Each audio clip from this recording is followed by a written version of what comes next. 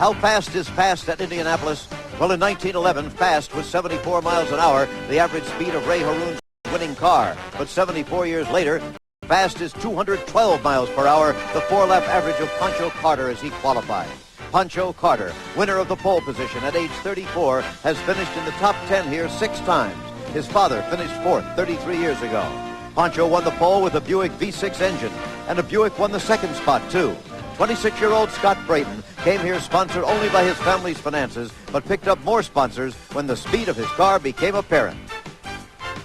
With his talent and good looks, he has to be Coldwater, Michigan's most eligible bachelor. On the outside of the first row, you'll see this car driven by 32-year-old Bobby Rahal of Dublin, Ohio, just outside Columbus. Rahal finished 7th last year.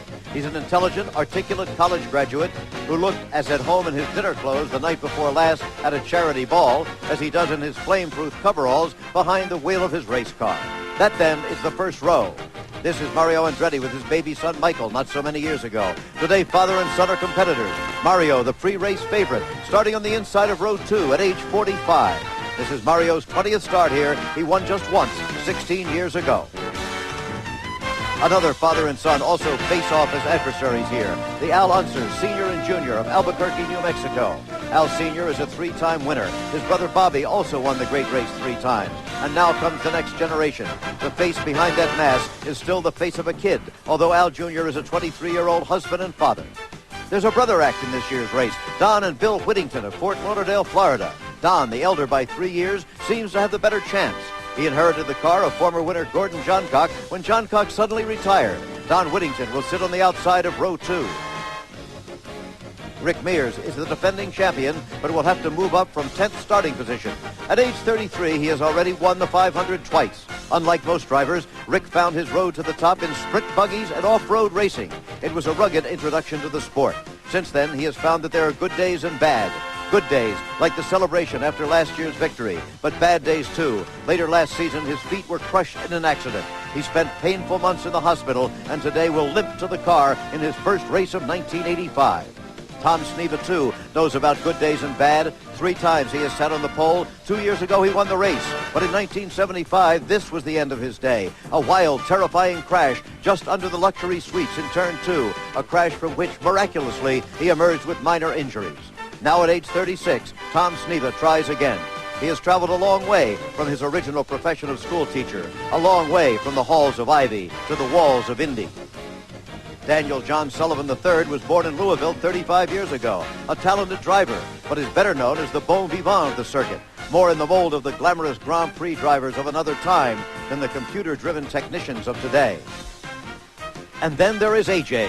A.J. Foyt, the epitome of everything that is Indy, the only 4-time winner of the race, competing for the 28th time at age 50. This was his wildest win. A.J. threading his way through wrecked cars and smoke on the final turn of the final lap, a breathtaking moment, but A.J. made it. Dwight Eisenhower was president when A.J. first came here. He endures, driver, chief mechanic, a jack of all racing trades in an era of specialization. A 3-time winner just made it to the 10th row this year. Johnny Rutherford, Lone Star Jr., had to bump the slowest car in the final hour of qualifying last Sunday to make the race. Old champs versus young, brother against brother, father against son in the world's most famous motor race. ABC Sports presents the Indianapolis 500. The pageantry's been going on for almost 3 hours now. College bands and movie stars and Mickey Mouse and old race cars on parade. But all that is mere prelude to the race itself. 33 drivers soon will hear the command to start their engines, and the race will begin. One is named Danny Sullivan, and Sam Posey, my colleague in commentary here, is in communication with him as Danny sits in his car. Danny, this is Sam Posey. How you doing? I'm doing great, Sam. Turn your volume down just a little bit, but everything's going great. This is an unbelievable spectacle. In the warm-up laps before the start, in the next few minutes, what are the things you'll be looking for? Looking for the wind, see how dirty the track is, just make sure everything's warming up okay, and just start my train of thought about what we're going to do at the start. Thank you and good luck. Americans are not given to brevity, but there are a few short sentences that we first hear as children and react to with excitement all our lives. The brief statements are, play ball, they're off, and gentlemen, start your engines. The command about to be given by Mrs. Mary Hulman, the widow of the man who made the Speedway what it is today. Gentlemen, start your engines.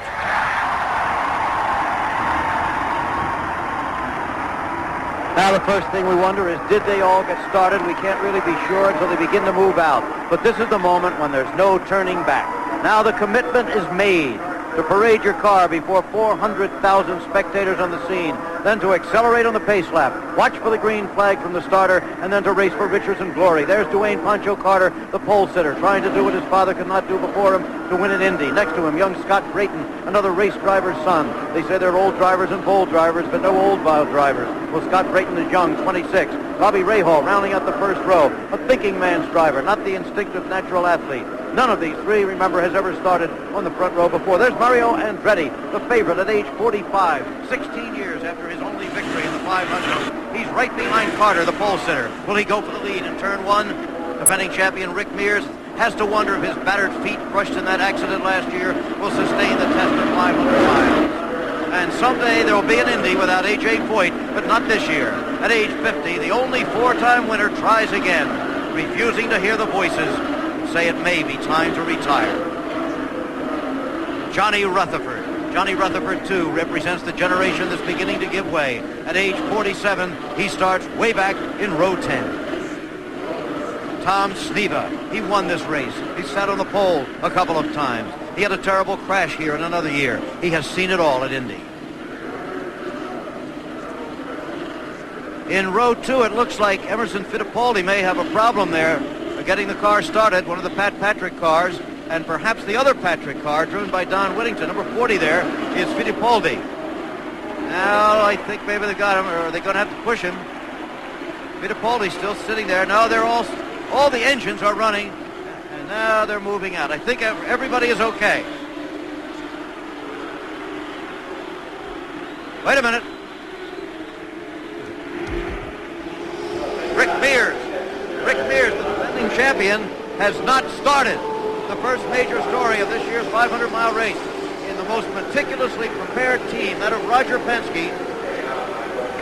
One car's not started, and now he's got it. And the first great cheer of the day goes up. They're all underway at Indy.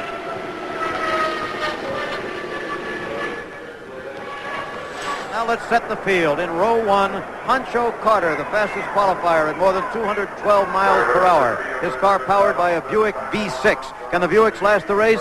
Many are asking that question. Scott Brayton also is Buick powered, sitting right beside Pancho. Bobby Rahal on the outside has a Cosworth specially built racing engine like most of the field. Row 2 features two Formula 1 former world champions, Mario Andretti and Emerson Fittipaldi of Brazil. Don Whittington knows he's in exalted company on the outside. This is the best ride of his career. Row 3, Al Unser Sr., after his 4th Indy triumph as he nears his 46th birthday. Danny Sullivan thinks it's time for glory at age 35. And Jeff Brabham would like to honor the family name. His father, Jack, was a multiple world champion. Row 4 features the defending champion, Rick Mears, going okay right now. In fact, they tell us it wasn't the starting problem at all. They were just getting his belts adjusted. Al Unser Jr. there, and Bill Whittington, the brother of Don. And there are stories all through the other rows. Former champion Tom SNEVA and Mario Andretti's son Michael. The South Americans, Guerrero and Garza and Bozell.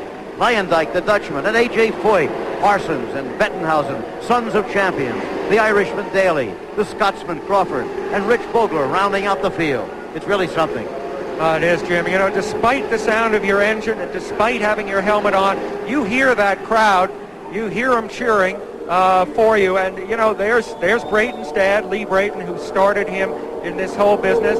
And, you know, that's Debbie Rahal. They are probably sharing some of this sense of euphoria. Carla Carter there, Pancho Carter's wife.